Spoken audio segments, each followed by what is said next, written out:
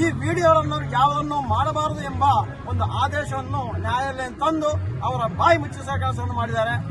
ಈ ತರ ಬಾಯಿ ಮುಚ್ಚಿಸಿದರೆ ಸೌಜನ್ಯ ಹೋರಾಟಗಾರರು ಯಾರು ಹಿಂದಕ್ಕೆ ಜರಿಯಲ್ಲ, ಇನ್ನು ಮುಂದಕ್ಕೆ ಬರ್ತಾ ಇರ್ತಾರೆ. ಅದೇ ಇವತ್ತು ತೋರಿಸ್ಕೊಡ್ತಾ ಇರ್ತೀವಿ. ಅದು ಅಲ್ಲದೆ ಸೌಜನ್ಯ ಹೋರಾಟಗಾರರಿಗೆ ಯಾರು ಇಲ್ಲ ಎಂಬ ಒಂದು ಭಾವನೆ ಜನರಲ್ಲಿ ಮೂಡ್ತಾ ಇತ್ತು. ಸಣ್ಣ ಒಂದು ಹೇಳಿಕೆ ಮುಖಾಂತರವಾಗಿ ಜನರು ಎಲ್ಲರೂ ಬಂದಿದ್ದೇವೆ. ಎಲ್ಲರೂ ಬಂದು ಇವತ್ತಿಗೆ ಕಾನೂನಿಗೆ ತಲೆಮಾಗಿ ಸಂತೋಷವನ್ನು ಅವರ ಸ್ವಂತ ನಾಡಿಗೆ ತಂದು ಬಿಟ್ಟಿದ್ದೇವೆ. ಯುಗಾದಿ ಹಬ್ಬದ ಅವತ್ತು ಅವರು ಬಿಡುಗಡೆಯಾಗಿದ್ದಾರೆ. ಇನ್ನಷ್ಟು ಮುಂದಿನ ಯುಗ ಯಾವ ರೀತಿಯಲ್ಲಿ ಇದನ್ನು ತೋರಿಸ್ಕೊಡ್ತೀವಿ. ಇನ್ನು ಹೋರಾಟ ನಿಲ್ಲಲ್ಲ, ಇನ್ನು ಹೆಚ್ಚಿಗೆ ಆಗ್ತಾ ಇರ್ತದೆ. ಇದೇ ರೀತಿಯಲ್ಲಿ ಈಗಾಗಲೇ ಮಹೇಶ್ ತಿಮ್ಮರೋಡಿಯನ್ನ ಮೇಲೆ 3ನೇ ಸರಿಗೆ ಗಡಿಪಾರು ಮಾಡ್ತಾ ಇದ್ದಾರೆ. ಇವರಿಗೆ ಯಾವುದೇ ಆಯುಧ ಸಿಗ್ತಾ ಇಲ್ಲ. ಗಡಿಪಾರು, ಜೈಲು, ಇದೇ ಆಯುಧದಿಂದ ಸೌಜನ್ಯ ಹೋರಾಟವನ್ನು ಕುಗ್ಗಿಸ ಕೆಲಸ ಮಾಡ್ತಾ ಇದ್ದಾರೆ.